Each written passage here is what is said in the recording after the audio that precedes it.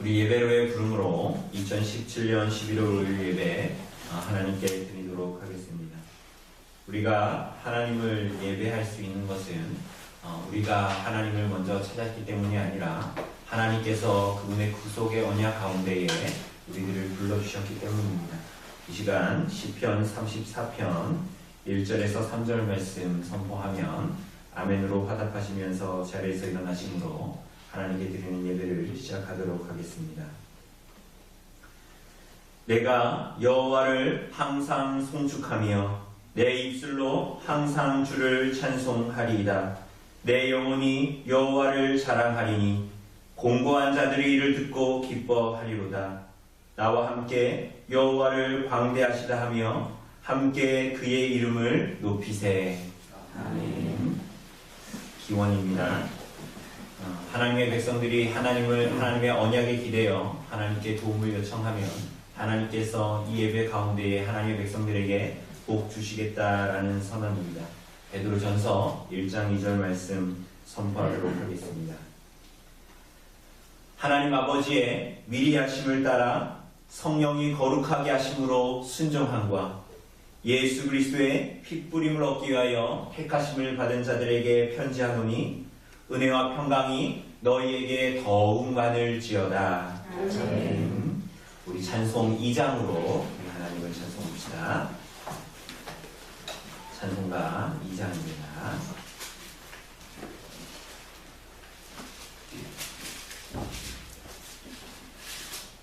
찬송가 2장으로 하나님을 찬송합시다.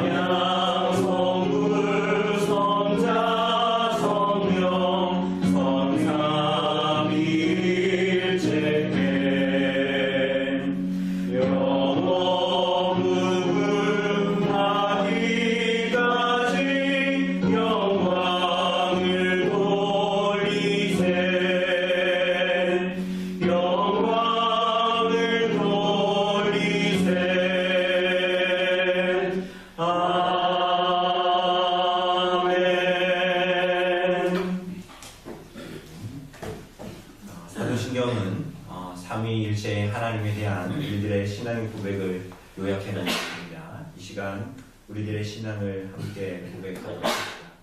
우리가 무엇을 믿습니까? 전능하사 천지를 만드신 하나님 아버지를 내가 믿사오며 그 외아들 우리 주 예수 그리스도를 믿사오니 이는 성령으로 잉태하사 동정녀 마리아에게 나시고 본디오 빌라도에게 고난을 받으사 십자가에 못 박혀 죽으시고 장사한 지 사흘 만에 죽은 자 가운데서 다시 살아나시며 하늘에 오르사 전능하신 하나님 우편에 앉아 계시다가 저리로서 산 자와 죽은 자를 심판하러 오시리라. 성령을 믿사오며 거룩한 공예와 성도가 서로 교통하는 것과 죄를 사하여 주시는 것과 몸이 다시 사는 것과 영원히 사는 것을 믿사옵나이다. 아멘. 시간 구약 공독하도록 하겠습니다. 오늘 구약 공독 말씀은 이사야서 구약성경 이사야서 61장입니다. 제가 가진 성경으로 구약성경 1042쪽에 있는 구약성경 1042쪽에 있는 이사야서 61장 1절로 마지막 11절까지입니다. 구약성경 1042쪽에 있습니다. 제가 공독해 드리도록 하겠습니다. 주 여호와의 영이 내게 내리셨으니 이는 여호와께서 내게 기름을 부으사 가난한 자에게 아름다운 소식을 전하게 하려 하심이라. 나를 보내사 마음이 상한 자를 고치며 포로된 자에게 자유를 갇힌 자에게 노임을 선포하며 여호와의 은혜의 해와 우리 하나님의 보복의 날을 선포하여 모든 슬픈 자를 위로하되 무릇 시온에서 슬퍼하는 자에게 화관을 주어 그 죄를 대신하며 기쁨의 기름으로 그 슬픔을 대신하며 찬송의 옷으로 그 근심을 대신하시고 그들이 의의 나무 곧 여호와께서 심으신 그 영광을 나타낼 자라 일컬음을 받게 하려 하심이라. 그들은 오래 황폐하였던 곳을 다시 쌓을 것이며 옛부터 무너진 곳을 다시 일으킬 것이며 황폐한 성읍 곧 대대로 무너져 있던 것들을 중수할 것이며 외인은 서서 너희 양떼를 칠 것이요 이방 사람은 너희 농부와 포도원 지기가 될 것이나 오직 너희는 여호와의 제사장이라 일컬음을 받을 것이라. 사람들이 너희를 우리 하나님의 봉사자라 할 것이며 너희가 이방 나라들의 재물을 먹으며 그들의 영광을 얻어 자랑할 것이니라. 너희가 수치 대신에 보상을 배나 얻으며 능욕 대신에 몫으로 말미암아 즐거워할 것이라. 그리하여 그들의 땅에서 갑절이나 얻고 영원한 기쁨이 있으리라. 무르나 여호와는 정의를 사랑하며 우리의 강탈을 미워하여 성실히 그들에게 갚아주고 그들과 영원한 언약을 맺을 것이라. 그들의 자손을 문나라 가운데에 그들의 후손을 만민 가운데에 알리리니 무릇 이를 보는 자가 그들은 여호와께 복받은 자손이라 인정하리라. 내가 여호와로 말미암아 크게 기뻐하며 내 영혼이 나의 하나님으로 말미암아 즐거워하리니 이는 그가 구원의 옷을 내게 입히시며 공의의 겉옷을 내게 더하시니 신랑이 사모를 쓰며 신부가 자기 보석으로 단장감 같게 하셨음이라. 땅이 싹을 내며 동산이 걷게 뿌린 것을 움돋게 함같이 주 여호와께서 공의와 찬송을 모든 나라 앞에 솟아나게 하시리라. 아멘. 자리에 앉아주시고요. 이 찬송가 우리 주보에는 68장이라고 나왔는데요. 73장 찬송하도록 하겠습니다. 찬송가 73장으로 우리 찬송합니다. 찬송가 73장입니다. 73장. 73장으로 다시 찬송합니다.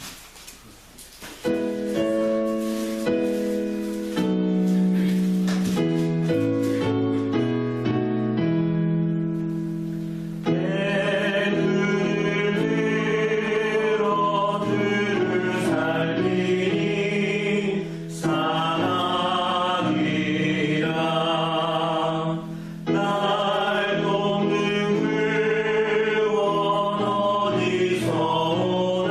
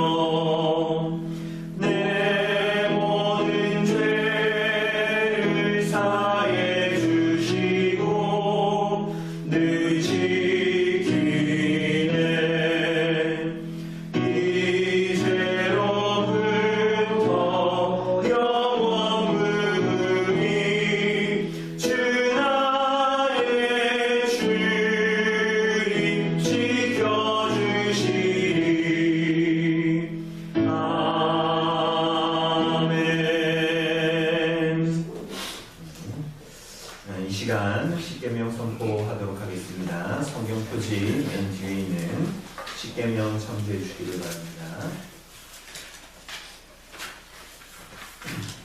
예, 우리 큰 글씨는 제가 읽고 작은 글씨는 성도님들이 읽어주시면 되겠습니다. 하나님이 이 모든 말씀으로 말씀하여 이르시되 나는 너를 애굽 땅 종되었던 집에서 인도하여 낸 내 하나님 여호와니라. 제1은 너는 나 외에는 다른 신들을 내게 두지 말라. 제2는 너를 위하여 새긴 우상을 만들지 말고 또 위로 하늘에 있는 것이나 아래로 땅에 있는 것이나 땅 아래 물속에 있는 것에 어떤 형상도 만들지 말며 그것들에게 절하지 말며 그것들을 섬기지 말라. 나 내 하나님 여호와는 지켜가는 하나님이지 나를 미워하는 자의 죄를 갚되 아버지로부터 아들에게로 삼사대까지 이르게 하거니와 나를 사랑하고 내 이름을 지키는 자에게는 천대까지 은혜를 베푸느니라. 제3은 너는 내 하나님 여호와의 이름을 망령되게 부르지 말라. 여호와는 그의 이름을 망령되게 부르는 자를 지었다 하지 아니하리라.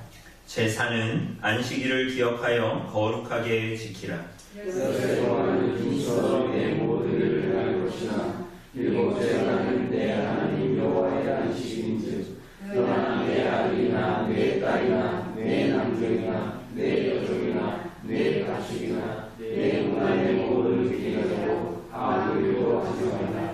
이는 여세 동안에 나 여호와가 하늘과 땅과 바다와 그 가운데 모든 것을 만들고 일곱째 날에 쉬었으니라. 그러므로 나 여호와가 안식일을 복되게 하여 그날을 거룩하게 하였느니라. 제5는 내 부모를 공경하라. 그리하여 내 하나님 여호와가 내게 준 자에서 내 생명이 길이라. 제6은 살인하지 말라. 제7은 간음하지 말라. 제8은 도둑질하지 말라. 제9는 내 이웃에 대하여 거짓 증거하지 말라. 제10은 내 이웃의 집을 탐내지 말라. 내 이웃의 아내나 그의 남종이나 그의 여종이나 그의 소나 그의 낙이나 물론 내 이웃의 소유를 탐내지 말라. 이 시간 교회 고백의 시간을 갖도록 하겠습니다. 하나님께서 구약의 교회와 신약의 모든 백성들에게 오늘날 우리들에게도 하나님께서 구원한 하나님의 백성들에게 구원하신 하나님의 백성들에게 삶의 규례로 하나님의 말씀을 이 계명을 언약의 10가지 말씀을 우리에게 허락하여 주셨습니다. 그러므로 하나님의 이 땅의 삶을 하나님 앞에 살아갈 것을 말씀하셨습니다. 우리 예수께서 이 땅에 오셔서 이 계명을 말씀하시되 내 마음을 다하고 목숨을 다하고 뜻을 다하여 주 너의 하나님을 사랑하라. 그리고 내 자신을 내 이웃을 내 자신과 같이 사랑하라 라는 이 두 가지의 계명으로 이 계명들을 또한 우리에게 다시 언급하여 주셨습니다. 우리가 오늘 이 계명의 말씀에 비추어 지난 일주일간의 삶을 하나님 앞에 고백하며 나아갑시다. 우리의 존재 자체의 부패를 하나님 앞에 고백하고 이 시간 하나님의 긍휼과 자비를 기다리면서 주의 고백의 시간을 갖도록 하겠습니다.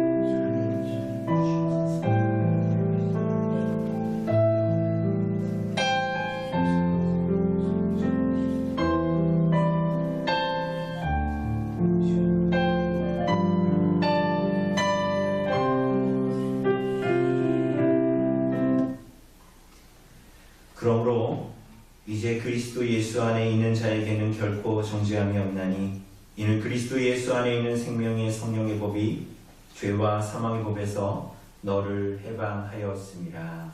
이 시간 감사 찬송 하나님께 드립시다. 우리 시편 116편 116편 12절에서 19절입니다. 우리가 가진 시편 찬송으로 88장에 있는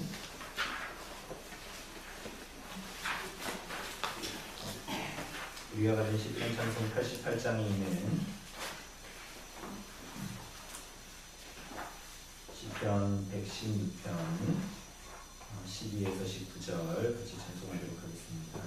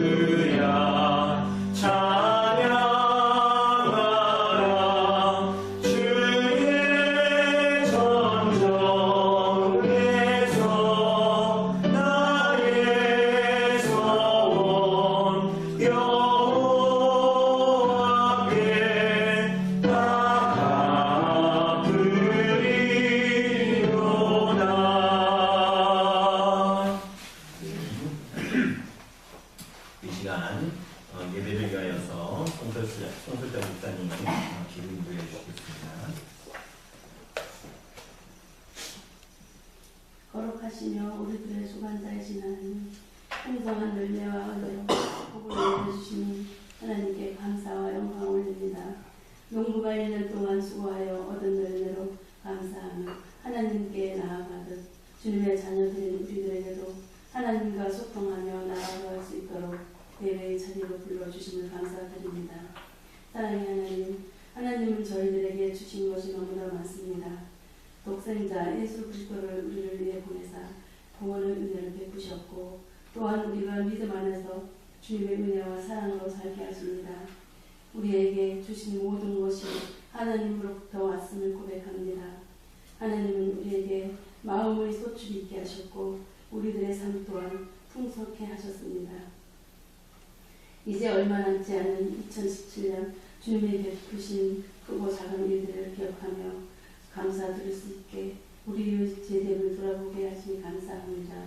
이 시간 하나님의 말씀을 통하여 하나님을 바르게 깨닫게 하셔서 그 값없이 주신 인애와 사랑 앞에 무릎 꿇고 경건한 삶을 살아가는 주님의 자녀들이 되게 하시옵소서. 오늘은 성찬식이 있는 주일입니다. 성찬의 의미를 바르게 알게 하시며 예수 그리스도의 피 흘리심이 죄로부터 영원히 죽을 수밖에 없는 우리에게 피로 값주시고 사신 귀한 권위를 깨달아 감사함으로 성전에 참여하게 하시옵소서. 이 시간 하나님의 말씀을 들고 단 위에 서신 목사님께 영육간의 강건함을 주옵시고 선포되어지는 말씀으로 하나님을 향한 소망과 삶의 기적이 일어나는 생명력이 있는 말씀을 선포케 하시옵소서. 감사하며 살아계신 주 예수 그리스도님으로 기도드립니다. 우리 시간 같이 말씀 보도록 합니다. 우리 오늘 하나님 주시는 말씀은 마태복음 신약성경 마태복음 5장 1절로 12절입니다. 네, 우리 신약성경 가장 앞에 있는 마태복음, 제가 가는 성경으로 신약성경 5쪽에 있습니다. 예, 우리 마태복음 5장 1절로 12절까지의 말씀입니다. 마태복음 5장 1절로 12절까지의 말씀입니다. 제가 공독해 드리도록 하겠습니다. 예수께서 무리를 보시고 산에 올라가 앉으시니 제자들이 나온지라 입을 열어 가르쳐 이르시되 심령이 가난한 자는 복이 있나니 천국이 그들의 것이며 애통하는 자는 복이 있나니 그들이 위로를 받을 것이며 온유한 자는 복이 있나니 그들이 땅을 기업으로 받을 것이며 의에 줄이고 목마른 자는 복이 있나니 그들이 배부를 것이며 긍휼히 여기는 자는 복이 있나니 그들이 긍휼히 여김을 받을 것이며 마음이 청결한 자는 복이 있나니 그들이 하나님을 볼 것이며 화평하게 하는 자는 복이 있나니 그들이 하나님의 아들이라 일컬음을 받을 것이며 의를 위하여 박해를 받는 자는 복이 있나니 천국이 그들의 것이니라. 나로 말미암아 너희를 욕하고 박해하고 거짓으로 너희를 거슬러 모든 악한 말을 할 때에는 너희에게 복이 있나니 기뻐하고 즐거워하라. 하늘에서 너희의 상이 크니라. 너희 전에 있던 선지자들도 이같이 박해하였느니라. 오늘 우리 사랑하는 여러분, 우리가 지금까지 6기 강해를 같이 하고 6기를 마치고 우리가 다음 성경으로 우리가 좀 강해로 넘어가기 전에 우리가 오늘부터 한 수주간, 제가 생각하기엔 한 2달, 아마 2017년이 마칠 때까지 이 산상수훈, 산상설교라고 불려지는 오늘 마태복음 5장에서부터 7장까지 나타나 있는 예수님의 이 첫 번째 가르치심, 설교의 부분들을 우리가 좀 같이 보려고 합니다. 이게 산상수훈, 산상설교라고 합니다. 그런데 오늘 우리가 본문에 보면 왜 산상수훈이라고 하는지 딱 알 수 있겠죠? 왜 그렇습니까? 산에 올라가서 가르치셨기 때문에 산상설교, 산상수훈이에요. 근데 전에 우리가 이스라엘 다녀온 거 우리가 같이 보면서도 봤지만 사실은 우리가 생각하는 이런 특히 강원도에 있는 이런 가파른 산이 아닙니다. 그죠? 거의 나온 거 없고요. 완만한, 우리가 봤을 때는 거의 평창의 대관령 목장에 있는 언덕 수준입니다. 그러니까 완만해서 갈릴리 바다의 주변도 그렇고요. 완만해서 사람들이 이렇게 넓게 앉을 수 있는 그런 공간이죠. 다만 이 대관령 목장처럼 그렇게 푸르지는 않고, 그죠? 그러한 곳을 사실은 성경에서는 산이라고 표현을 하고 있습니다. 그래서 산상수훈, 예수님께서 상산 앉아서 그 제자들에게, 무리들에게 가르치신 설교의 내용입니다. 여기에는 사실은 우리가 흔히 많이 들어서 아는 내용들이 굉장히 많아요. 우리가 오늘 본문을 통해서도 좀 보겠지만 팔복, 그죠? 우리가 다 외우지는 못하지만 항상 처음 외웁니다. 그게 뭡니까? 심령이 가난한 자는 복이 있나니, 그죠? 팔복. 그리고 우리가 세상에 흔히 우리가 얘기할 때 뭐라 그래요? 세상에 무엇으로 살아라? 그리스도인들은 빛과 소금으로. 원문에 의하면 사실은 빛과 소금이 아니라 순서가 소금과 빛입니다. 그러니까 세상에 소금과 빛으로 살아라. 또 뭐예요? 원수 같은 남편도 잘 사랑이 안 되는데 원수를 사랑하라. 그죠?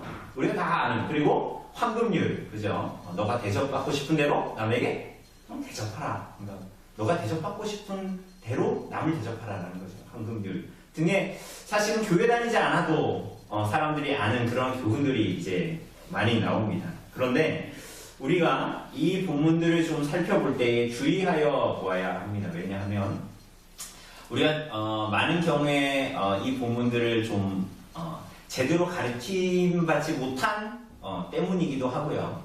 우리가 사실은 이렇게 우리가 강해 설교를 계속 쭉 해왔지만 어떤 면에서 이 부분을 똑 떼어서 볼 때는 사실은 이 배경이 되는 것들을 좀 이렇게 도외시하고 지나가서 이 본문을 딱 보면 좀 오해하면서 이 본문을 좀 볼 가능성이 있기 때문입니다. 사실은 우리가 오늘부터 5장부터 7장까지를 보게 되지만 그 배경이 되는 이 본문은 사실은 마태복음 전체이고 사실은 4장으로 거슬러 올라가게 됩니다. 4장 1절부터 11절까지를 보면 예수님께서 공생애를 시작하시기 전에 광야로 가셔서 마귀의 시험을 받으시고 우리가 아는 대로 그 마귀의 시험을 물리치시는 내용이 나타나죠. 그런데 사실은 이것은 예수님의 공생애, 예수께서 성육신하시고 이 땅에 오심으로 나타나는 사건을 말하는 것인데 그것은 우리가 원시복음이라고 알고 있는 창세기 3장 15절에 예언된 대로 내가 너로 여자와 원수가 되게 하고 너의 후손도 여자의 후손과 원수가 되게 하리니 여자의 후손은 내 머리를 상하게 할 것이요 너는 그의 발꿈치를 상하게 할 것이니라. 이게 아담의 타락 사건 이후에 하나님께서 주신 말씀하신 말씀이죠. 사실은 이 마태복음 4장에 나타나는 예수님의 공생애가 시작되는 이 시험은 사실은 이 말씀의 성취가 나타나기 시작하는 본문이라 이야기할 수 있습니다. 이 사탄의 시험, 이 마귀의 시험 이후에 예수님께서는 첫 설교를 하시죠. 그런데 그때 그게 이제 마태복음에도 나오고 누가복음에도 나오게 되는데요. 그 내용이 첫 시작이 뭐냐면 회개하라 하나님의 나라가 가까이 왔느니라 라는 것입니다.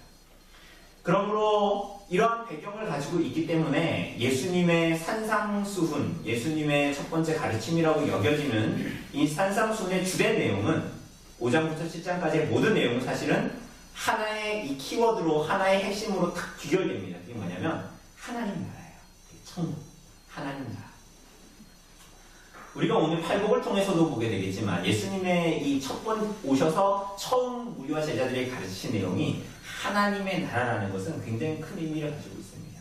우리가 오늘도 보게 되겠지만 예수 그리스도께서 오심은 하나님 나라의 도래를 말한다라는 것을 의미하는 것이죠. 오늘 우리들이 살펴보는 본문에서도 그렇습니다. 3절을 보면 심령이 가난한 자는 복이 있나니 뭐래요? 천국이 그들의 것이며 라고 말씀하시죠. 그죠? 그리고 어떤 면에서는 이 3절과 9절 이 팔복의 어떤 면에서는 이 핵심 총정리라고도 이야기되어지는 이 10절에서도 보면 의를 위하여 박해를 받는 자는 복이 있나니 뭐래요? 천국이 그들의 것이며. 그리고 이제 이후에 7장에서 보면 산상설교를 마무리하는 그 부분에서도 보면 나더러 주여 주여 하는 자마다 다 천국에 들어갈 것이 아니다라고 말씀하셨죠. 그러니까 이 모든 이 예수님의 오심으로 시작하시는 그리고 산상수훈의 모든 설교의 가르치심의 핵심은 하나님의 나라 천국이라는 것을 우리는 이제 알게 됩니다. 그리고 오늘 우리가 보게 되는 산상수훈의 앞에 이제 나타나는 소위 팔복이라고 부르는 본문에서도 하나님 나라가 그러면 누구의 것인가 하는 내용들이 이제 나타나게 됩니다. 그런데 우리가 오늘은 좀 개략적인 부분과 이 팔복의 앞부분을 할 건데 그래서 조금 어렵게 느껴질 수도 있지만 좀 개괄적인 부분들을 알아야 하기 때문에 우리가 이 팔복을 볼 때에 하나 놓치지 말아야 할 것이 있어요. 그게 뭐냐면 그리고 이후의 내용들도 5장에서 7장의 산상수훈의 내용들 다 마찬가지예요. 놓치지 말아야 할 것이 뭐냐면 이렇게 저렇게 살면 이렇게 산상수훈에 말씀하신 대로 너희가 살아내면 하나님의 나라에 너희가 들어갈 수 있다. 천국에 들어갈 수 있다라는 것을 말씀하시는 것이 아니라는 거예요. 그러니까 우리가 그냥 떼어서 보면 그래 이렇게 살면 하나님의 나라에 들어갈 수 있어. 이렇게 살면 참 하나님 나라에 들어갈 수 있을 거야 라는 내용이 아니라는 거예요. 우리가 오늘 십계명도 예배 때마다 십계명을 같이 봉독하지, 그 십계명이 선포되지만 이 십계명의 내용도 뭐예요? 이 10가지의 계명대로 여러분 사셨습니까? 정반대로 살았는데요. 물론 이렇게 되면 안 되겠지만, 여러분 우리가 이 십계명에 우리들의 모든 내면과 모든 삶을 통해서 온전히 순종하지 못하죠. 그럼에도 불구하고 하나님께서 십계명을 주셨죠. 왜 주셨습니까? 이거 지키면은 여러분들은 하나님의 백성이 되기 때문입니까? 그게 아니죠. 서문에서도 뭐라 그래요? 이 계명을 주시는 하나님이 어떠한 분이라고 얘기합니까? 내가 너희를 종되었던 애굽에서 건져낸 자로서 너희에게 이 계명을 주노라 라고 말씀하시지, 너희가 이 계명을 지키면 내가 애굽에서 건져내 줄게 라고 말씀하십니까? 아니죠. 우리가 팔복을 볼 때도 마찬가지예요. 그러니까 이 팔복을 우리가 읽으면서도 난 이렇게 살지 못하는데 어떡하냐? 나 천국에 들어가고 싶은데 이 계명을 이 말씀들을 다 지켜서가 아니라, 사실은 하나님의 자녀들은 어떤 본질과 속성을 갖게 되느냐를 얘기하는 거예요. 다르죠? 우리가 어떻게 살아서 하나님 나라 들어가는 게 아니라 천국 들어가는 게 아니라 하나님의 자녀된 사람들이 어떤 본질과 속성을 갖게 되느냐, 이건 존재에 대한 얘기예요. 뿐만이 아니라 그런 속성과 본질을 가지고 있기 때문에 어떻게 세상에서 다르게 살아갈 수밖에 없는가를 말하는 거예요. 다르죠? 이렇게 살아서 천국에 가는 게 아닙니다. 하나님의 백성이 된 자들이 어떻게 살게 되느냐를 오히려 얘기하는 우리들의 존재와 속성에 대한 부분이에요. 그래서 간디 있죠, 간디. 그죠? 우리 간디를 잘 몰라도 대충 TV에서 들으면 간디 뭐 이렇게 옷 제대로 안 입고 이렇게 입은 그 간디 있잖아요. 비폭력. 그런데 그 사람이 간디가 이 산상수를 굉장히 좋아했대요. 그래서 자주 읽기도 하고 막 그랬대요. 그런데 그래서 스스로 말하기를 뭐 산상순에 많은 영향을 받았다 이렇게 얘기하기도 했대요. 흔히 읽었을지라도 이 하나님께서 주신 계시의 말씀인 이 진리의 말씀대로의 산상수훈을 간디는 깨닫지 못했어요. 왜냐하면 거듭난 자들이 산상수훈을 그 계시의 말씀대로 받을 대로 받을 수 있기 때문이에요. 그러니 산상수훈은 이것대로 살아서 천국에 간다는 얘기가 아니에요. 하나님의 자녀들은 어떤 사람들이다. 하나님의 자녀가 된 자들의 본성, 거듭난 본성은 이러한 것이다 라고 우리들의 본질에 대해서 이야기하는 것이죠. 그러므로 너희가 이렇게 살아라, 너희가 이렇게 지켜서 이렇게 하나님 앞에 나아가라 라는 식의 교훈이라면 바리새인과 서기관의 의와 같은 거겠죠. 우리 내면은 그렇지 않은데 그저 외면적으로 어떻게 살아야지 하는 외면적인 의에 불과한 것일 수 있겠습니다. 또한 우리가 이 팔복을 보면서 좀 알아야 하는 것은, 팔복이라고 하니까 몇 개의 복이 나와 있어요? 당연히 8개의 복이 나와 있겠죠. 그런데 여러분 다 갖고 싶으세요? 그러니까 이게 우리들이 팔복은 이제 이해가 바르지 않기 때문에 이제 제가 이런 말씀을 드리는 건데, 팔복이라는 것은 하나만 가질 수 있는 게 아니에요. 그러니까 어떤 사람들이 이걸 오해하기 때문에 나는 참 첫 번째 복은 그래, 나는 좀 그런 것 같은데 두 번째 난 좀 온유하지는 않아, 뭐 이런 얘기하는 사람이 있거든요. 그렇지 않아요. 이 팔복의 내용은 모두 다 같거나 하나도 갖지 못하거나. 그러니 이것은 이 팔복의 내용은 한 성도가 모두 다 누리면서 살아가거나 아니면 하나도 못 누리면서 사는 성도가 아니거나 둘 중에 하나예요. 그러니까 이걸 아주 쉽게 얘기하면 이 팔복은 모든 성도들은 모두 다 누리게 되는 복이라는 거예요. 왜냐하면 거듭난 자들은 누구나 갖게 되는 본질이거든요. 거듭난 자의 속성이거든요. 그것을 이제 예수님께서 말씀하시는 것입니다. 우리가 우리 팔복 몇 주간 통해서 볼 이 팔복을 통해서 이 산상수훈을 통해서 정말 좀 하나님의 나라가 얼마나 귀한가. 우리가 이제 갈 하나님의 나라가 있잖아요. 그러나 사실은 예수께서 오심으로 말미암아 우리가 땅을 딛고 살지만 하나님의 나라는 이미 도래하고 우리는 하나님의 나라 안에서 살고 있는 자들이죠. 그런데 그것이 얼마나 실제이고 그것이 얼마나 정말 우리들에게 실제이고 거짓말이 아니라 얼마나 실제이고 그게 얼마나 우리들을 통해서 또 드러나고 있고 그래서 그 실제임이 드러나고 그렇기 때문에 하나님의 나라 하나님께서 우리에게 주신 예수 그리스도로 말미암아 우리에게 주신 그 선물이 얼마나 귀한 것인가 그리고 이후에 나타날 것이 아니라 이미 우리에게 주어진 얼마나 귀한 은혜의 선물인가를 우리가 좀 보려고 합니다. 오늘 산상수훈에 나타나는 팔복의 내용에 비춰보면 이 하나님의 나라가 얼마나 복된가 하는 것을 좀 보려고 합니다. 오늘 본문은 계속 복되다고 얘기하거든요. 여러분 복이 뭡니까? 복이 뭐예요? 복? 여러분 복 받기를 원하십니까? 복 받기를 원하세요? 복 좋아하는 사람들은 그래서 우리 아이들도 있지만 아이들이 다 보면 애가 참 복 있게 생겼네 이렇게 말하는 게 좋아요. 야, 너 참 복도 지지없게 생겼다. 이게 좋아요. 본성적으로 그냥 복이 있다라고 얘기하는 걸 더 좋아하죠. 이게 세상 사람들도 그래서 복을 좋아하죠. 우리들이 일전에 우리 어제로 신방이 끝났지만 일전에 신방을 할 때 우리가 시편 1편 하면서 복 있는 자는 하면서 우리가 오복에 대해서 잠깐 얘기했습니다. 오복. 세상 사람들이 말하는 오복이 뭐예요? 저도 찾아봤는데 오복이 치아는 아니더라고요. 우리가 치아 건강 뭐 이런 거 얘기하고 의약품하면서 오복 중에 하나가 치아가 건강하다고 이렇게 얘기하잖아요. 근데 오복이 보니까 수 오래 사는 거죠. 오래 사는 거. 그리고 부는 풍족한 재물이 내 통장에 0이 많이 찍혀 있는 거. 마이너스 말고. 세 번째는 뭐예요? 강령. 이게 뭐냐면 마음과 몸이 편안한 상태래요. 그리고 네 번째는 유고덕이래요. 이건 좀 우리가 많이 안 들어봤는데 덕을 좋아하고 즐겨 행하는 거. 이게 복 중에 하나래요. 그리고 마지막 이 고종명이래요. 이게 뭐냐면 한마디로 쉽게 얘기하면 제 명대로 잘 살다가 깨끗하게 죽는 거. 이게 이제 고종명. 이게 5가지가 오복이래요. 세상 사람들은 이 5가지의 복을 오복이라고 그럽니다.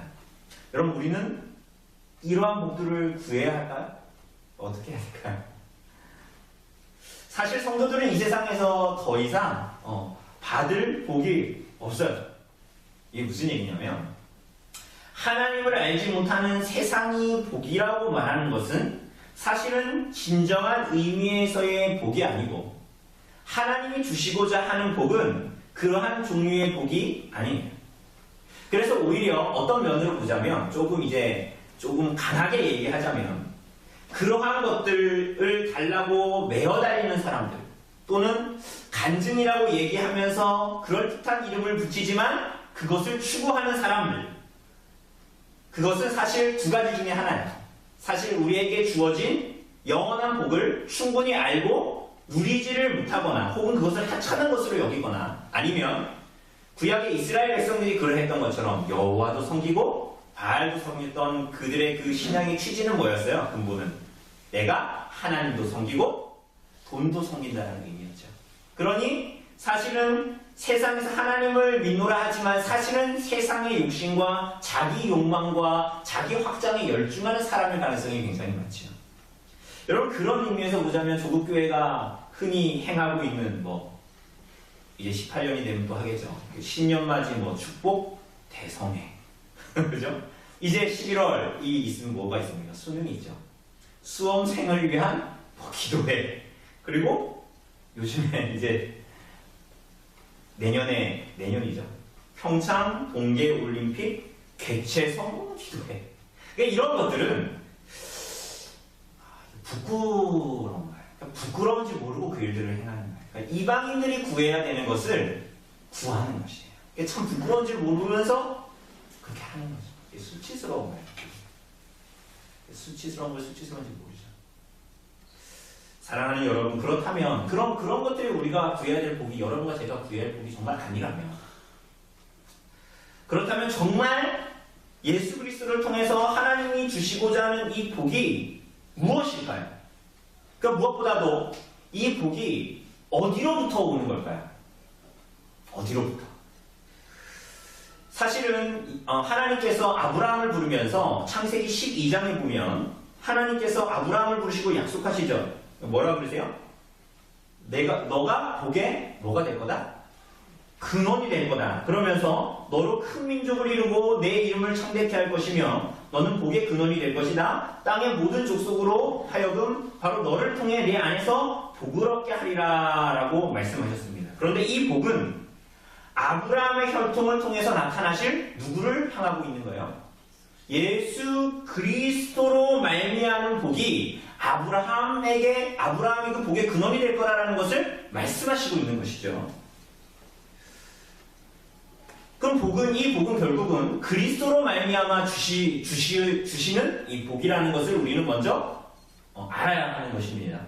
이거 놓치면 안 돼요.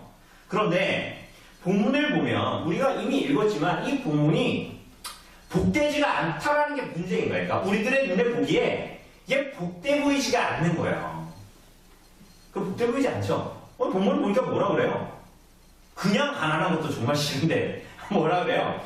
신명이 가난한. 그리고 그 다음에 보면 뭐예요? 애통하는 자. 애통하는 게 뭡니까? 슬퍼하는 거잖아요. 그게 좋아 보입니까?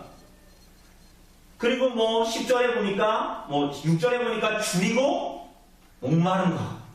그리고 10절에 보니까 박해를 만난 거. 이런 얘기 하잖아요. 근데 이게 복되고 이런 자들에게 천국이 임한다. 이렇게 얘기하잖아요. 그러니까 이게 잘 이해가 안 가는 거죠. 우리가 한번 이 말씀들이 좀 우리가 보기를 원합니다. 사랑하는 여러분, 가장 먼저 주시는 말씀이 뭐예요? 심령이 가난한 자는 복이 있나니 라는 말씀입니다. 여러분 말씀을 잘 보셔야 합니다. 가난한 자가 복이 있다라는 것이 기미가 아닙니까? 아닙니다.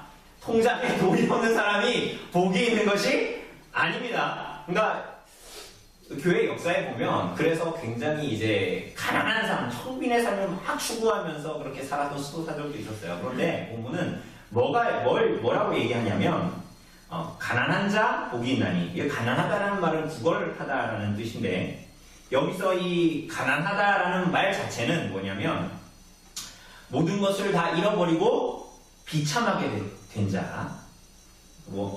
원어의 의미로 다가가면 모든 의욕과 기력을 다 상실하여 버린 자, 낮아지고 비천하여져 가지고 고통받는 자를 얘기할 때 가난한 자라는 말을 써요. 그런데 오늘 특별히 본문은 그냥 가난한 게 아니라 무엇이 가난해요? 심령이 가난한 자. 이게 무슨 얘기냐면 영혼과 관계해서 가난한 자 이렇게 얘기하는 거예요. 쉽게 얘기하면. 그래서 영혼이 가난해서 자기 힘으로는 살 수가 없어 다른 이의 도움을 필요로 하는 자. 스스로 자기 영혼을 지탱할 수 없어서 누가 붙들어주지 않고 도와주지 않으면 살 수 없는 영적인 파산자요 거지를 얘기하는 거예요. 심령이 가난한 자라는 것이. 그런 자가 복되다라고 말씀하시죠. 왜 복될까요? 왜 복되다 얘기할까요? 왜냐하면 우리들의 일반적인 상식으로 돌아오면 영적으로 부유한 자가 모든 것을 갖는 것이 맞습니까? 틀립니까? 그게 맞게 늘려지잖아요, 상식적으로. 그런데 영적으로 이렇게 가난한 자가 복되다라고 말씀하시는 이유는 이러한 자들이 영적으로 가난해서 가질 수 없는 하나님의 나라를 갖게 된다는 거예요. 그러니까 아무 자격이 없는 자가 이것을 갖게 되기 때문에 천국을 소유하게 되니까 이것이야말로 어떤 거예요? 복된 거죠. 사랑하는 여러분, 그러므로 심령이 가난한 자라는 것은 자신의 공허함을 깨닫는 자. 이걸 다르게 얘기하면 자기 자신에 대해서 아무런 소망이 없고 자기 자신에 대해서는 좌절하고 절망하여 자기 자신의 존재에 대해서는 사형선고를 내린 자와 같은 자. 그러한 자들이 심령이 가난한 자입니다. 이것을 조금 더 성경의 가르침으로 가지고 오자면 세상 사람들은 자신을 스스로 자랑하며 자신의 스스로의 의를 드러내지만 이 심령이 가난한 자들은 자기 스스로에 대해서 사형 선고를 내리고 좌절해서 소망이 없어서 자기 자신을 내세우고 스스로 자랑하지 못하는 자들. 세상 사람들은 어느 누구의 도움도 필요 없고 자기의로 살아가는, 마치 어떤 면으로 봤을 때는 사울과 같은 그러한 자임에도 불구하고 심령이 가난한 자들은 자기가 가지고 있는 의라고 친다 하더라도 그것은 무더기와 배설물과 같은 것이라고 여기는 자들. 그래서 하나님 앞에 자신은 한 줌의 흙과도 불과하다라고 스스로 한 줌의 흙과 같고 티끌과 같은 자라고 깨닫는 자들, 이러한 자들이 심령이 가난한 자들이다라고 말합니다.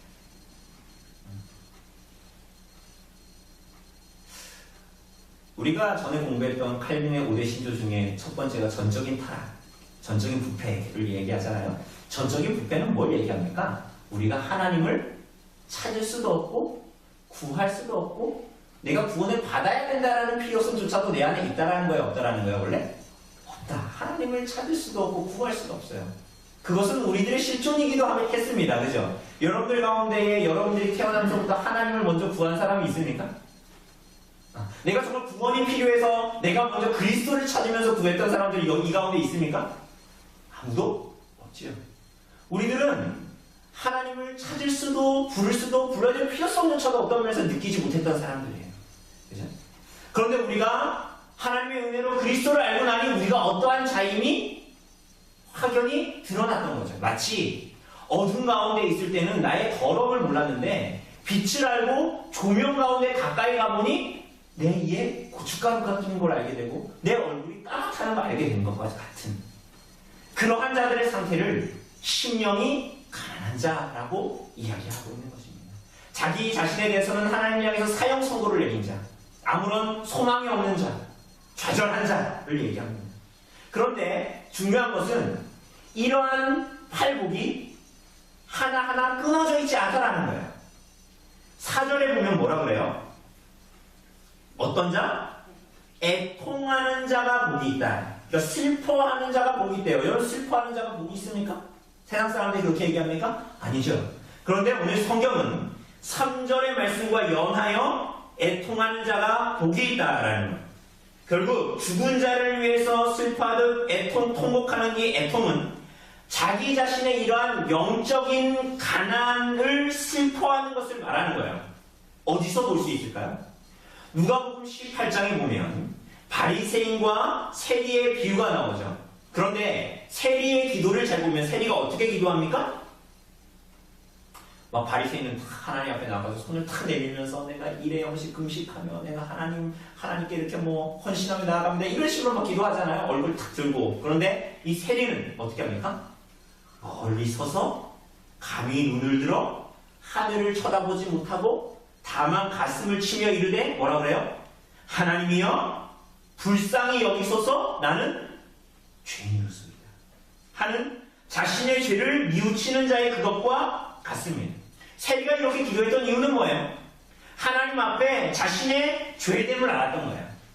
자신의 마음속의 죄악을 깨달았기 때문에 고로 이 애통이라는 것은 하나님과 하나님의 뜻에 반역하는 것. 신약의 말씀으로 얘기하자면 영광의 주를 십자가에 못 박은 것이 누구 때문이에요? 옆 사람의 죄 때문이에요? 아니요.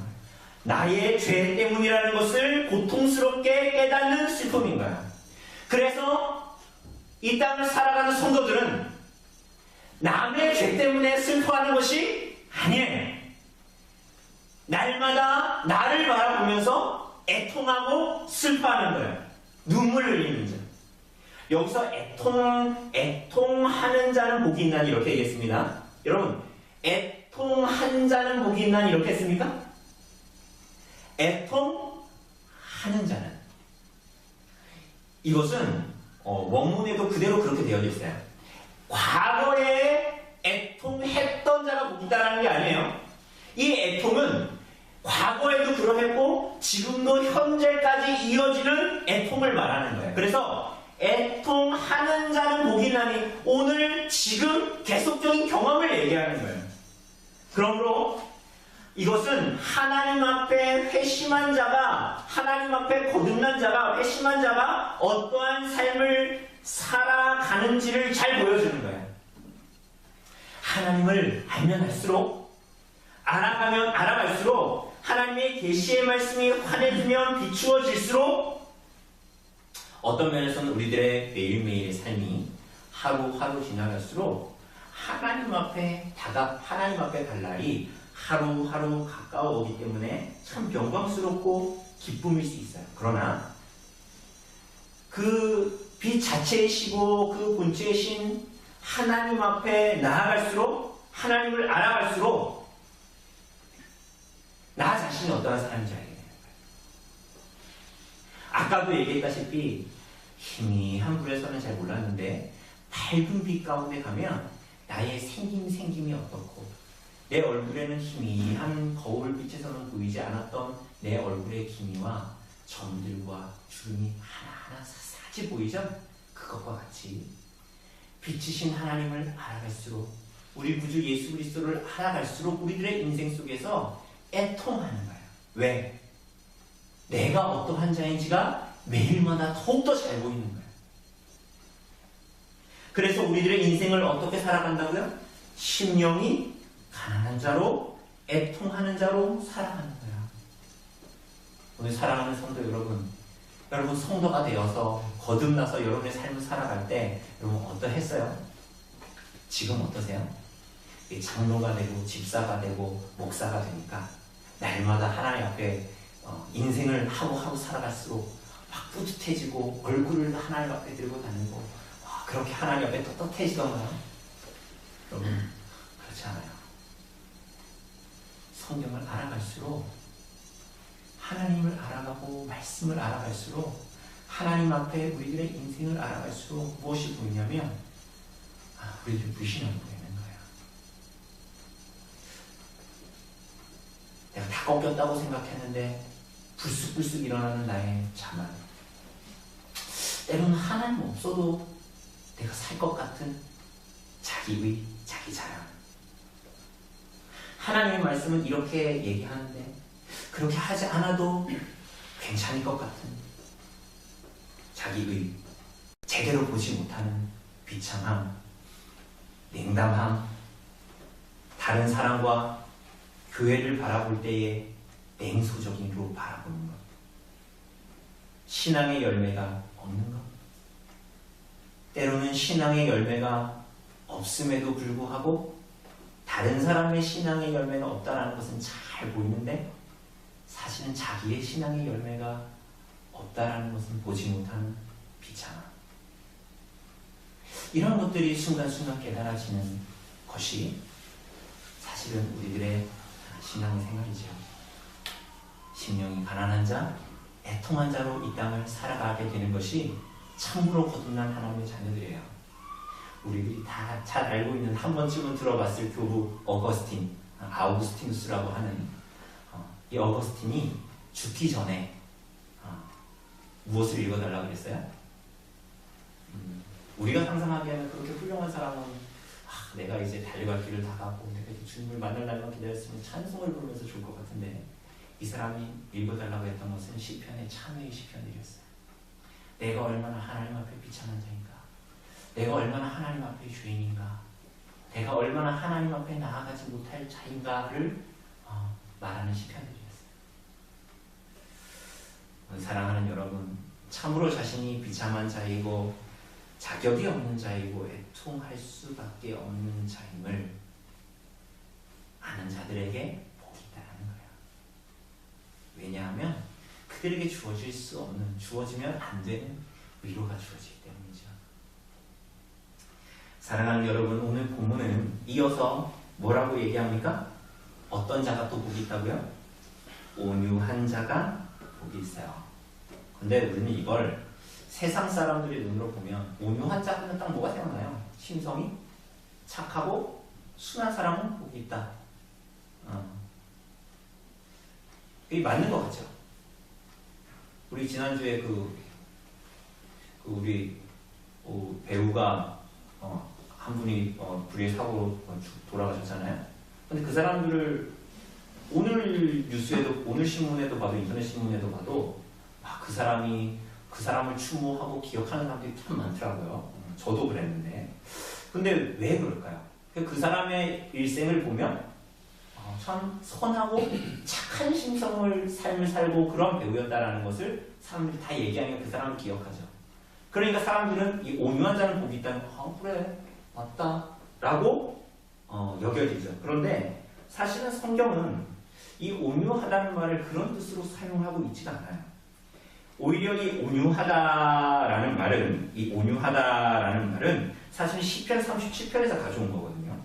온유하다라는 말은 실제적으로 이 70인역 성경에 사용된 예로 보건대 히브리어로 가난하다라는 말과 긴밀한 연관을 가지고 있어요. 쉽게 얘기하면 70인역에서 동일한 번역어로 온유하다라는 말과 가난하다라는 말을 상용하여 사용하고 있다는 거예요. 그렇기 때문에 온유하다라는 말 자체는 가난이라는 의미를 가지고 있어요. 그래서 실제로 이 말의 뜻은 온유한 자라는 말의 뜻은 가난한 자가 갖는 자세. 이걸 다르게 얘기하자면 영적으로 가난한 처지에 있는 자가 마땅히 가져야 하는 자세를 얘기하는 거예요. 그런 면으로 보자면 온유하다라는 말은 차라리 겸손하다라는 말이 오히려 더 어울릴지도 모르겠어요. 그래서 심령이 가난한 자, 애통한 자, 온유한 자라는 것은 따로 떨어져 있는 것이 아니라 다 하나로 연계되어져 있어요. 오늘 본문에서는 온유한 자는 복이 있나니 그들이 땅을 기업으로 받을 것이라고 말하죠. 시편, 구약의 시편 37편 11절에 보면 온유한 자들은 땅을 차지하며 라고 말하고 있어요. 나중에 집에 가셔서 시편 37편을 읽어보면, 그리고 시편의 전체를 읽어보면 구약 시편에서 온유한 자의 의미는 뭐냐? 착하고 참 성격이 온순한 자를 말하는 것이 아니라 하나님을 바라는 자, 하나님께 소망을 두는 자를 온유한 자라고 얘기해요. 그런 면으로 봤을 때 이것은 사실은 심령이 가난한 자와 일맥상통하는 것이죠. 곧 자신의 영적인 가난을 깨닫고 자신의 힘으로는 아무런 소망이 없음을 깨닫고 절망과 슬픔 속에서 오직 불쌍히 여겨 구원해 주시리 예수 그리스도께만, 하나님께만 소망을 둔 자, 그런 자가 누구라고요? 온유한 자. 그러한 자에게 복이 있다는 거예요. 오늘 마지막으로 사랑하는 여러분, 이어서 6절에서는 뭐라 그럽니까? 의에 줄이고 목마른 자예요. 결국 복 있는 자들로 복 있다라고 귀결되지만 이 사람들의 문제들은 다 뭐예요? 심령이 가난한 자, 애통하는 자, 그리고 온유한 자. 이 사람들의 문제는 뭡니까? 원인이 뭐예요? 애통하는 원인, 영적인 가난을 갖게 되는 원인이 뭐예요? 의의 문제, 의. 그러니까 이 얘기는 우리가 지난주에 종교개혁과 이단 그런 거 통해서도 이야기했지만, 종교개혁 500주년 이런 거 얘기하면서 이신칭의 이런 거 이야기하면서도 이야기했지만, 하나님 앞에 내놓을 의가 없다라는 게 이 땅의 인생들의 문제인 거예요. 근원적인 문제. 그래서 그 하나님께 내놓은 의가 없어서 가난한 것이고, 심령이 가난한 것이고, 영혼의 영적인 측면에서 가난한 것이고, 거룩하신 하나님 앞에, 그래서 자신이 하나님 앞에 내놓으면서 내세울 수 없는 것이고, 자신의 영혼을 지탱할 수도 없는 것이고, 아무런 소망이 없는 것이죠. 그래서 그들에게는 아무런 의의가 없어서 하나님으로부터밖에 끊어질 수밖에 없고, 끊어져도 아무런 호소를 할 수밖에 없고, 호소를 할 수도 없고, 멸망받을 수밖에 없는, 그래서 애통하며 슬퍼하며 항상 의에 굶주리고 목마른 자의 상태였다라는 것을 말하는 거예요. 그러므로 의에 줄이고 목마른 자라는 것은 뭐예요? 하나님과 바른 관계에 있는가에 관심이 있는 자들. 그래서 때로는 불의한 자리에서 내가 남자로서 책임이 있고 우리 가정을 책임져야 하고 우리 가정의 경제를 책임져야 하는 가장이지만, 때로는 그곳에서 불의한 것을 나에게 요구할 때는 어떻게 해야 되는 거예요? 차라리 그 책임을 내려놓고 하나님의 뜻대로 살아가려고 몸부림치는 자. 왜 그렇게 할 수 있어요? 성도의 이 인생의 요점 가치관 핵심은 뭐예요?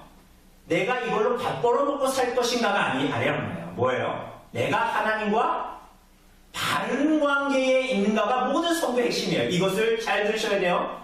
여러분, 이렇게 살아서 구원받는 것이 아니에요. 이렇게 살아서 천국에 들어갈 수 있다는 것이 아니라 하나님의 백성, 거듭난 하나님의 자녀들, 천국의 자녀들은 이러한 본성과 본질을 갖게 된다는 거예요. 뭐에 더 신경을 쓴다는 걸 쉽게 얘기하면 하나님과 바른 관계입니다. 내가 이렇게 직장 생활하는 것, 내가 이렇게 가정에서 살아가는 것, 내가 이렇게 이웃과의 관계에서 살아가는 것, 그게 실제 나에게 실익이 있는가가 아니에요. 그것은 이방인들이 구하는 거라니까요. 우리들의 100년도 안 되는 이 짧은 인생 가운데에 거듭난 자들이 살아갈 때에 그들의 삶의 특징이 뭐라고요? 의에 줄이고 목마른 자들, 하나님과 내가 바른 관계에 살아가고 있는가 라는 것이에요. 의에 줄이고 목마른 자들. 그래서 이러한 자들이 어떻게 될 거라고요? 그들이 배부를 것이다, 배부름을 얻을 것이다 라고 말하고 있는 거예요. 그런데 우리가 이야기했다시피 이러한 메시지가 바로 우리 주 예수 그리스도로 말미암아 주어졌다라는 것이 너무나 중요합니다. 왜냐하면 이것은 이 산상수훈은 예수님께서 오셔서 첫 사역을 시작하시면서 처음 하신 설교였는데 이것은 곧 구약의 모든 성경이 기다려왔고 예언되어져 왔고 성취를 기다리고 있었던 분이 오셔서 하신 첫 번째 말씀이었기 때문이에요. 정말 기다려왔을까요? 어떻게 생각하세요? 성경은 놀랍게도 반복해서 인간의 죄악으로 말미암아 겪게 되는 모든 불행과 비참을 가난이라고 표현해요. 여러분 시편 70편 5절에 보면 이렇게 얘기해요. 나는 가난하고 궁핍하오니 하나님이여 속히 내게 임하소서 나를 구원하소서. 이거 많이 들어봤죠? 근데 여러분 시편 읽을 때 이런 궁금증 안 드셨어요? 왜 가난하면 일을 하지? 왜 가난한데 하나님 나를 도우소서. 그래 나는 가난하면은 이렇게 하나님께서 돈을 주시고 기도해야 돼. 이런 걸 얘기하는 게 아니란 말이에요. 그러니까 이 구약에 나는 가난하고 궁핍하니 하나님 내게 임하소서 나를 구원하소서라는 것은 물질적으로 가난하다라고 시편이 말하고 있는 게 아니에요. 그러니까 우리는 이걸 잘 읽어야 되는 거예요. 자신의 아무런 구원의 영광 없음과 오늘 예수님께서 산상수훈에서 말씀하신 대로 얘기하자면 뭐예요? 심령이 가난함을 고백하고 있는 거예요. 그래서 시편 기자가 뭘 구했어요? 내게 임하소서 나를 뭐 하라고요? 구원하소서. 이거 뭐예요? 시편 기자는 뭘 기다리고 있었던 거예요? 하나님께서 그 약속하신 자 메시아를 그리스도를 보내주시기를 요청하고 있었던 거예요. 그래서 예수님께서 이 구약의 모든 기다림 속에서 오셔서 첫 번째 하신 말씀이 산상수훈입니다.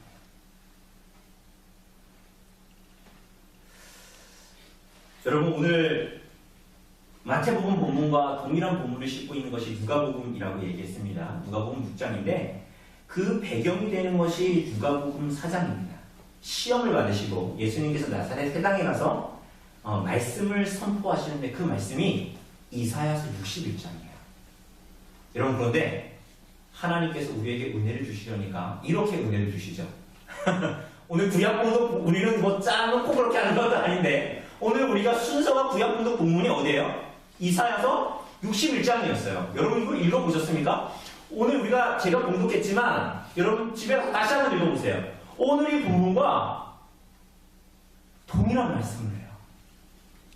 복 있는 사람이다. 이런 얘기도 나와요. 이사야서 61장에. 그런데 이렇게 말씀하셨어요. 주 여호와의 신이 내게 임하셨으니 이는 여호와께서 내게 기름을 부으사 가난한 자에게 아름다운 소식을 전하게 하려 하심이라. 나를 보내사 마음이 상한 자를 고치며 포로된 자에게 자유를 갇힌 자에게 누임을 전파하며 여호와의 은혜의 해와 우리 하나님의 심원의 날을 전파하여 모든 슬픈 자를 위로하되 우리 시온에서 슬퍼하는 자에게 화관을 그 죄를 대신하며 희락의 기쁨으로 그 슬픔을 대신하며 찬송의 옷으로 그 근심을 대신하시고 그들로 의에 남은 곧 여호와의 심으심과 그 영광을 나타낼 자라 일컬음 얻게 하려 하심이라. 여기에서도 가난한 자에게 주시는 복된 소식에 대해서 말씀하시되 뭐라고 해요? 뭐라고 표현해요? 가난이라고 표현하잖아요. 그의 가난은 마음이 상하고 깨어진 영적인 가난과 고통이라고 말하죠. 그래서 죄의 통장이 돈 없는 게 아니라 죄의 포로로 잡혀있는 영적인 얼매임을 뭐라고 표현하고 있어요? 가난이다라고 표현하고 있는 거예요.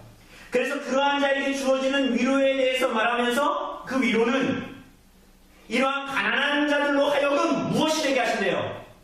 무엇이 되게 하신대요? 하나님께서 친히 심으신 의의 나무가 되게 하신대요. 주님께서 오셔서 처음 회당에서 말씀하신 게 이사야서 61장이었어요. 그러면서 이사야의 글을 읽으심으로 그 예언된 메시아, 나를 보내사라고 말씀하셨는데 그 나를 보내사, 그 나가 누구예요?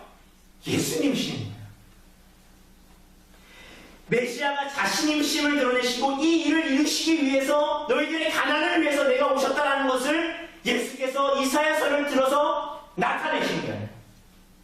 구약에서 누누이 예언되었고 고대되었고 누구도 기다리지 않았지만 하나님께서 우리들을 사랑하셔서 그 구속의 언약 가운데에 성자를 보내실 것을 약속하시고 그 3위 가운데에 언약하시고 그때에 우리를 위해서 보내주심으로 말미암아 성취하셨죠. 그 성취를 기다려왔던 가난한 자들에 대해서 하나님의 긍휼과 자비를 약속대로 주시기 위해서 오신 분이 메시아 예수 그리스도이시다라는 것을 드러내신 것입니다. 사랑하는 여러분, 그리스도의 오심을 기다린 자들에게 심령이 가난한 자는 복이 있다 라고 예수께서 말씀하십니다. 우리 사랑하는 여러분, 여러분은 어떤 복을 구하고 있습니까? 좀 우리들의 눈이 확 바뀌어야 되지 않을까요? 우리가 이러한 복을 얻은 자인데 자꾸만 우리들의 마음에는 다른 복을 구해야 할 것 같아서 혼란스럽지 않으십니까? 사랑하는 여러분, 이것이 여러분과 저에게, 성도들에게 주신 최고의 복, 지복이에요. 이거보다 더 큰 복이 없어요. 하나님의 나라가 임했습니다. 하나님 앞에 설 때마다 죄책감과 양심의 가책으로 죽고 싶었던 자들에게 하나님의 나라가 임했어요. 나의 죄로 말미암아 한없이 가난하여지고 낮아지고 비천한 심령에 인생의 허물을 경험하며 살던 우리 인생에게 하나님의 나라가 임했어요. 정말 무엇을 구해야 하는지도 몰랐던 우리들에게 필요한 것이 정말 의인 것을 알게 하시고 의에 줄이고 갈급한 심령에 그 의로 배부르게 하시고 그 갈증을 해결하게 하시고. 사랑하는 여러분, 그리스도로 말미암아 거듭난 우리 사랑하는 성도 여러분, 기억하셔야 합니다. 이것을 기억하셔야 합니다. 여러분, 심지어는 여러분은 복을 받을 자로 부름을 받지 않았어요. 이게 무슨 얘기예요? 여러분은 복을 받을 자로 부름을 받지 않았어요. 복 있는 자로 부름을 받았다는 것을 기억하셔야 됩니다. 그래서 오늘 설교의 제목도 복 있는 자들 교회입니다. 복 받을 자들이 아니라 복 있는 자들. 그러니까 여러분은 그럴 자격이 있는 자라기보다는 그러한 존재로 부름을 받았다는 것을 기억하셔야 돼요. 오늘 본문에 봐도 복을 받을 자라고 말하지 않아요. 이 어감은 복이 있는 자로 부름을 받았다라는 거예요. 그리스도로 말미암아 거듭난 자들은 이러한 복이 있는 자로, 이러한 존재로, 그리스도로 말미암아 그러한 존재로 부름을 받았다는 것을 말하고 있는 거예요. 믿는 자에게 이런 복이 주어질 것이다 라는 식의 뉘앙스는 세상이 말하는 복이에요. 여러분과 저는 그리스도로 말미암아 복 있는 자가 되는 거예요. 사랑하는 성도들이여, 이러한 복 있는 자로 그리스도로 말미암아 하나님의 나라가 이미 임했다라는 이 놀라운 사실을 아는 자로, 그래서 정말 이 땅을 디디며 살지만 하늘을 살아가는 자로, 천국에 갈 것이지만 이미 하나님의 나라가 도래하여 살고 있는 자로 이 땅에 존재하는 복 있는 자로 존재하는 성도들, 우리 교회 되기를 간절히 바랍니다. 우리 잠시 기도하도록 하겠습니다. 하나님,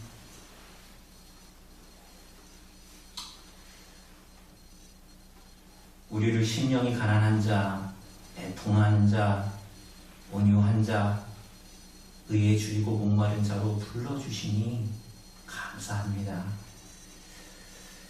하나님께서 주신 이 복을 알지 못하고 복 있는 자로 불러주신 우리들의 존재를 우리가 다 깨닫지 못하고 참 살아가는 우리들을 불쌍히 여겨주시고 은혜와 긍휼을 베풀어 주시어서 하나님께서 두신 이 땅에서의 인생을 참 복 있는 자로 믿음으로 주님께 붙들려서 살아갈 수 있는 인생 되어질 수 있도록 좀 하나님 은혜를 베풀어 주시기를 원합니다. 이 모든 말씀 우리 주 예수 그리스도의 이름으로 기도드립니다. 예, 우리 오늘 우리 성찬 예신문을 통해서 우리가 좀 같이 읽고 우리 성찬 같이 하도록 하겠습니다.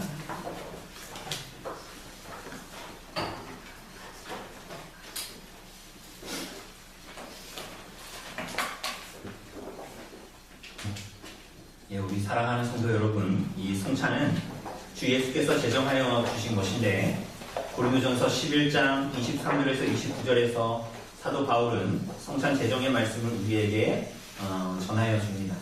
우리가 이 성찬 예식문을 읽는 것은 이 성찬에 참여하는 모든 성도들이 성찬의 바른 의미와 그리고 성찬 가운데 하나님께서 주시는 은혜가 무엇인가를 바르게 알기 위한 것입니다. 여러분 천천히 우리 같이 읽어보도록 하겠습니다. 첫 번째, 성찬 전에 자신을 살피는 것이 필요합니다. 여러분 같이 읽어보도록 하겠습니다. 주님의 성찬에 참여하여서 우리의 믿음이 굳세게 되려면 우리는 무엇보다도 성경에 비추어 자신을 살펴보아야 합니다. 첫째, 우리는 각각 자기의 죄를 깊이 생각하고 하나님의 진노 아래 있음을 깨닫고 자신을 하나님 살펴보아야 합니다. 셋째, 이제부터 우리는 감사함으로 자기 모든 삶으로서 하나님을 섬기면서 살기로 결심하는가, 그리고 이웃과 더불어서 참된 사랑과 화평 가운데에서 살기를 추구하는가 하는 것을 스스로 살펴보아야 합니다. 두 번째, 성도 여러분을 성찬에 초청하고 권면합니다. 같이 읽겠습니다.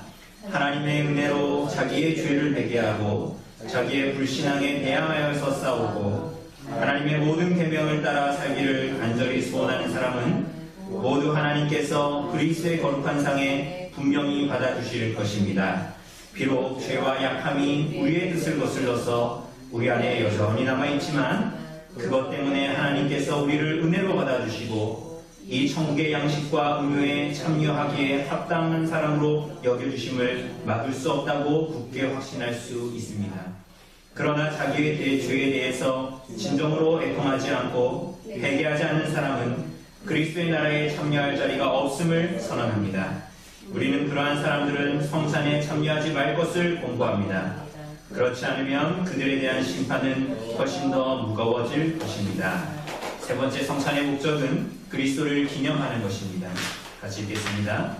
그리스도께서 성찬을 제정하여 주시면서 이것을 행하여 나를 기념하라고 하셨으므로 우리는 그분을 기념하면서 성찬을 행하여야 합니다. 예수께서는 성부로부터 이 세상에 보내심을 받고서 우리의 몸과 피를 입으셨으며 처음부터 지상생애의 마지막까지 우리를 위하여서 하나님의 진노를 짊어지셨습니다. 그분이 결박을 당하셨는데 그것은 우리를 자유롭게 하려고 하신 것입니다. 무죄한 분이 죽음의 정죄를 당하셨는데 그것은 우리가 하나님의 심판대에서 유죄 선언을 받도록 하신 것입니다. 예수께서는 심지어 그분의 복된 몸이 십자가에서 못 박히게 하셨고 우리가 받아야 할 저주를 친히 담당하셨는데 그것은 우리를 그분의 복으로 채워주시려고 하신 것입니다. 그분이 하나님으로부터 버림을 받으셨는데 이것은 하나님께서 우리를 받아주시고 더 이상 버림받는 일이 없도록 하려는 것입니다. 예수 그리스도의 죽음과 피 흘림으로써 새 언약 곧 은혜의 언약을 영원히 확정하시고 다 이루었다 하고 선언하셨습니다. 네 번째는 성찬이 우리에게 주는 가르침은 확신입니다. 같이 읽겠습니다.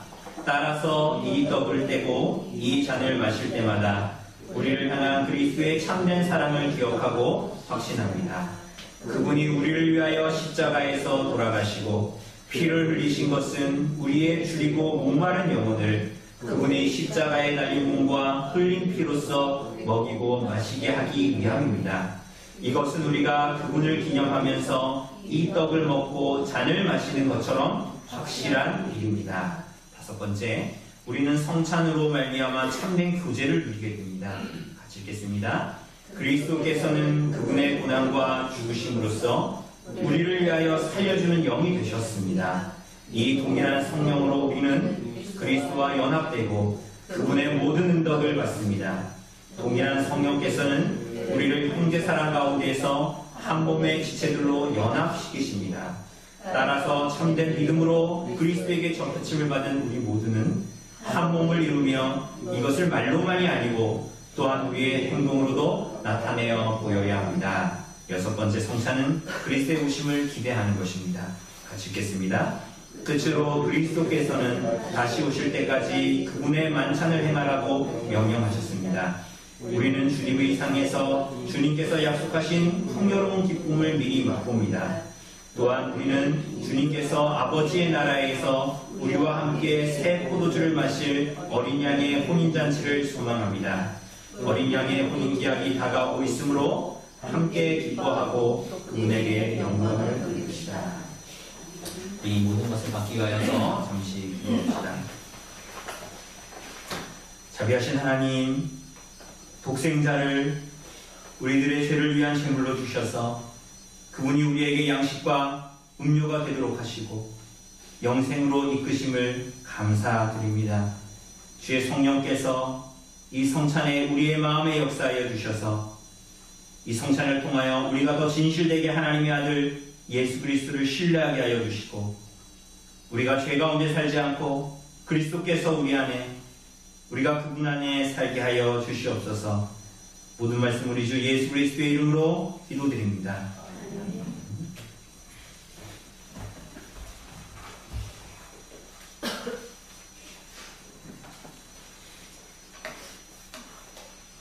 우리 고면드립니다. 우리가 참된 하늘의 떡인 그리스도로 먹여주심을 받기 위해서 이 떡과 포도주라는 외적인 표에 우리들의 마음을 두지 마시고 성부 하나님의 우편에 계시는 우리 중보자 예수 그리스도를 바라보시길 바랍니다.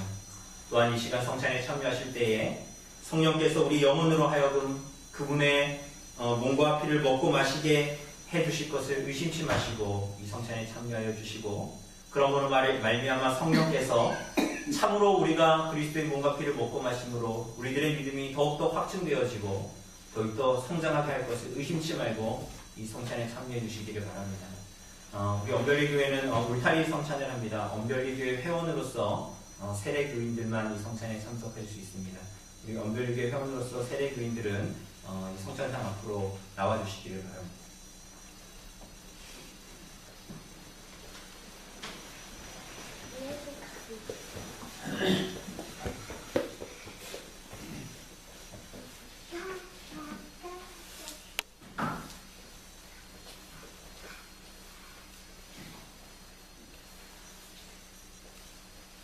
제가 말씀 읽어드립니다.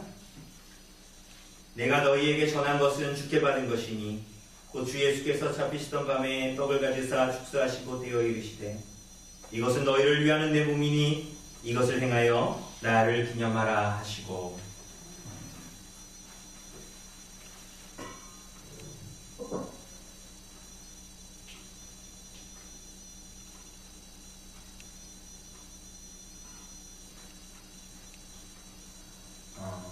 우리가 떼는 이 떡은 우리가 그리스도의 몸에 참여하는 것입니다. 방금 이 떡이 찢어진 것과 같이 그리스도께서 십자가에 달려 그 몸을 다 찢으신 것은 그 살을 다 찢으신 것은 여러분과 저의 모든 죄를 용서하시기 위함임을 믿으시고 받으시기를 바랍니다.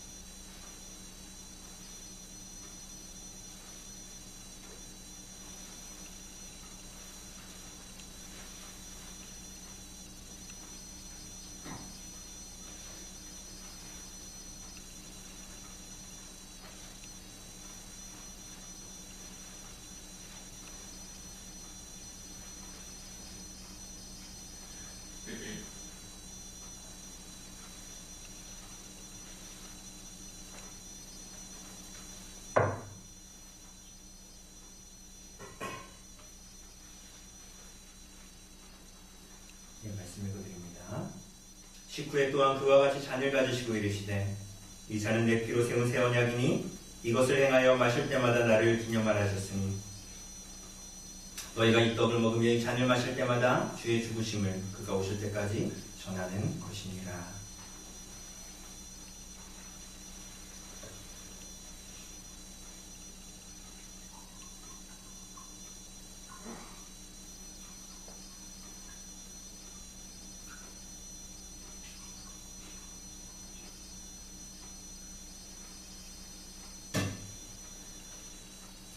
우리가 감사하는 이 잔은 우리가 그리스도의 피에 참여하는 것입니다. 방금 이것을 부은 것과 같이 그리스도께서 십자가에 달려서 그 피를 다 쏟으신 것은 바로 다름이 아니라 여러분과 저의 모든 죄를 속하시기 위해서 쏟으신 것임을 믿으시고 받으시기를 바랍니다.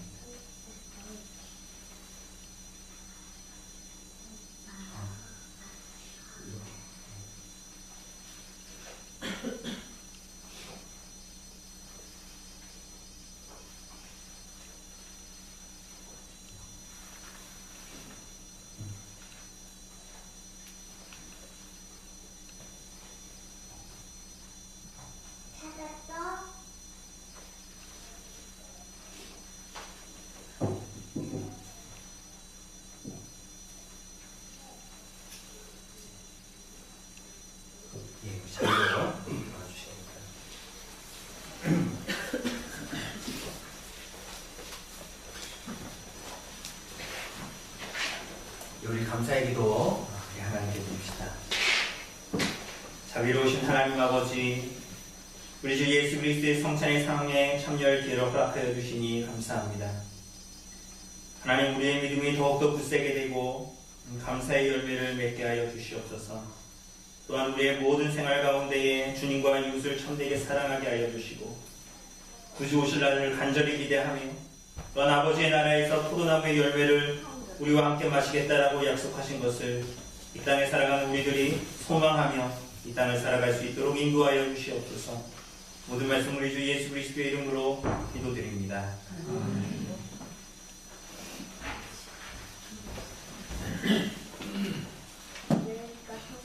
네, 우리 찬송 211장 찬송하시면서 준비하신 헌금 헌상하도록 하겠습니다.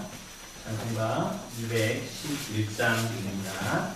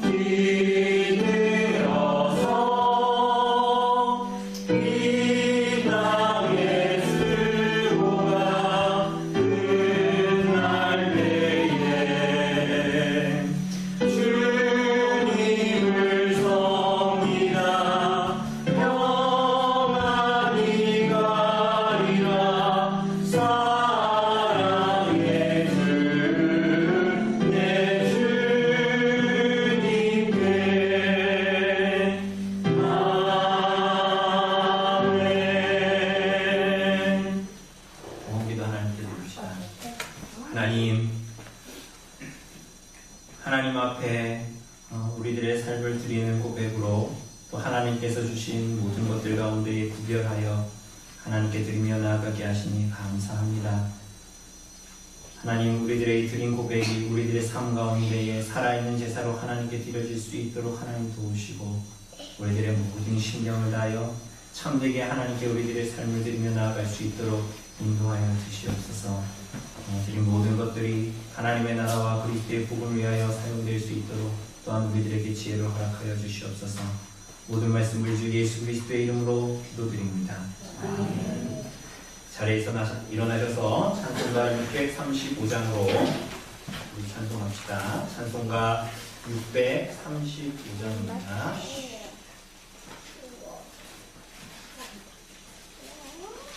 찬송가 635장입니다.